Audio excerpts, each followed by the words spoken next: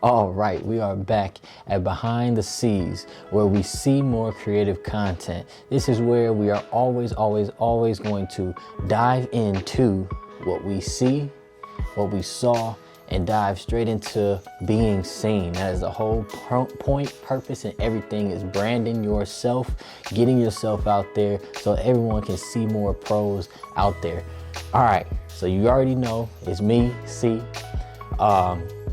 bringing you kind of the first step of what you need to do when it comes to starting this thing.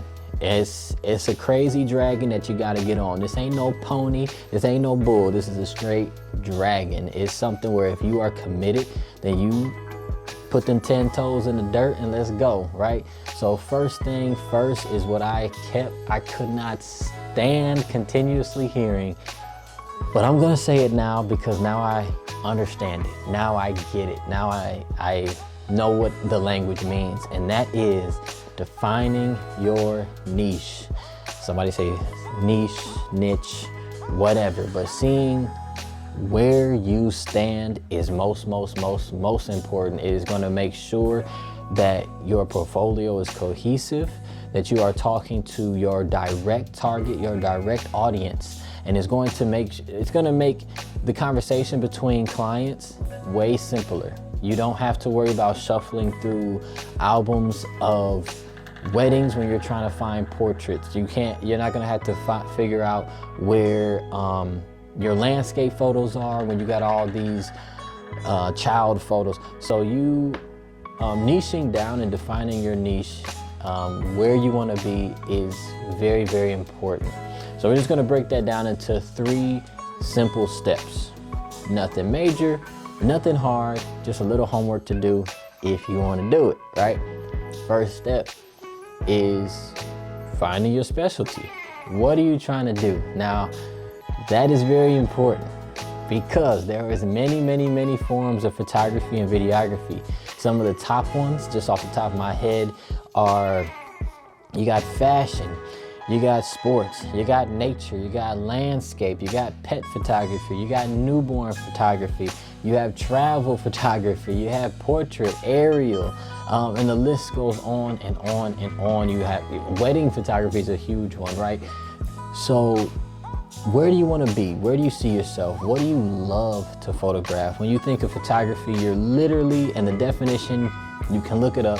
When you look up the definition of photography, you are drawing with light. It is an art form.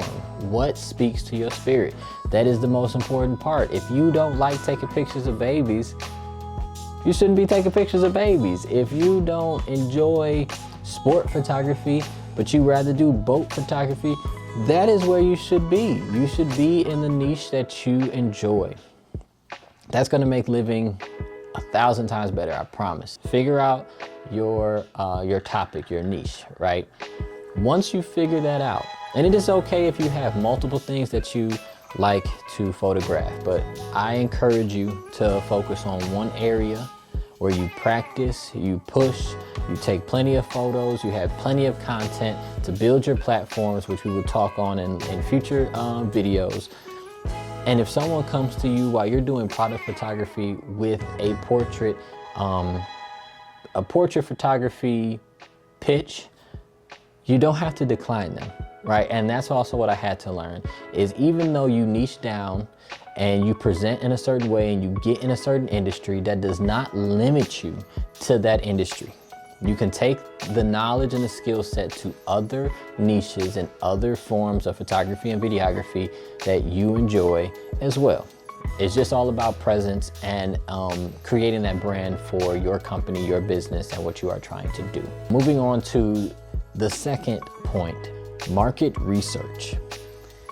When you find your niche or a little bundle of niches that may, kind of entangle together, do your research.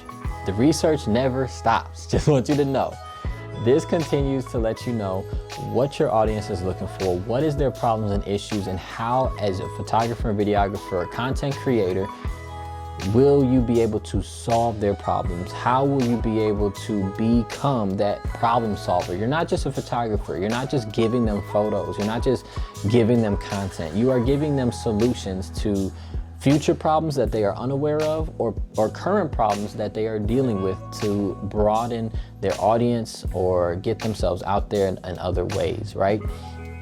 So you want to do the research on your market. You want to know what the startup costs are. You want to know what you will need, what kind of lenses you'll need to perform the best quality work you can in that niche. You want to know what kind of body camera body that you need, or what kind of lighting that you need, what kind of space are you looking for, who your client truly is, who are some people that, and some groups of people that you can target to reach out to do those cold calls and cold emails. Also, what events should you be at when it comes to your niche? These things are all a part of the research, and like I said, that research never ends. In the beginning, it does create that foundation where, as times change and businesses change and everything like that, you can stay hip to it.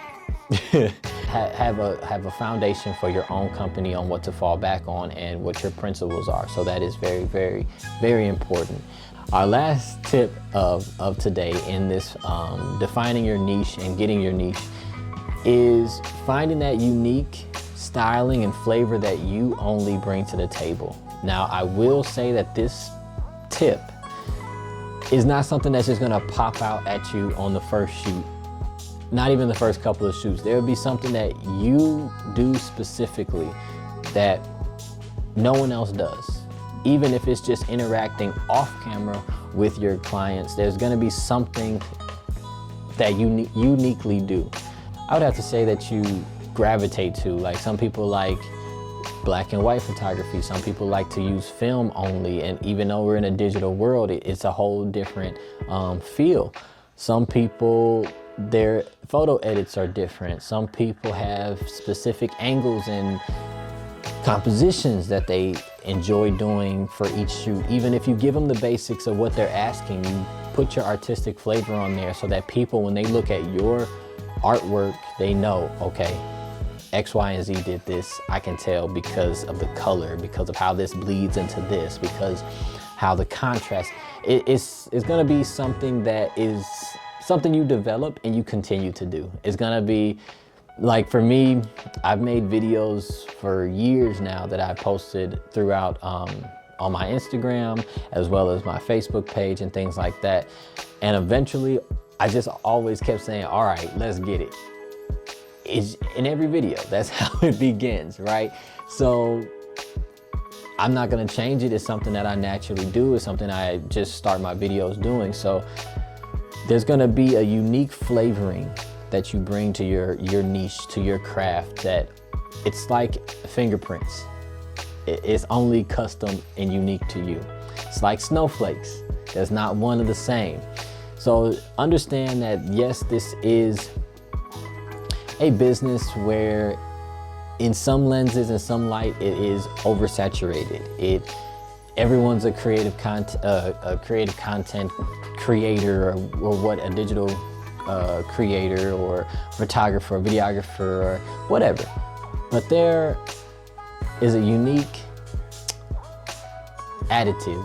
There's a unique flavor that each person brings to the table, that each person creates and does differently than the next. And that's just the truth. So that's basically it for this video.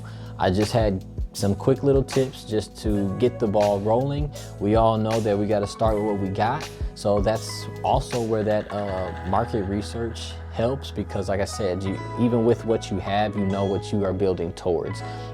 It is awesome to start at ground level, but to have those big dreams to grow, expand, be better, do better, that is what we want to keep in the front of our mind. It's not about staying where you are, it's about building to something greater, so that we all see more of each other in this day of time, out in the creative world, right? So Again, thank you for tuning in to Behind the Scenes, where we see more creative content continuously. It is always intentional and it will always be happening. So yes, indeed, like always, it's much love.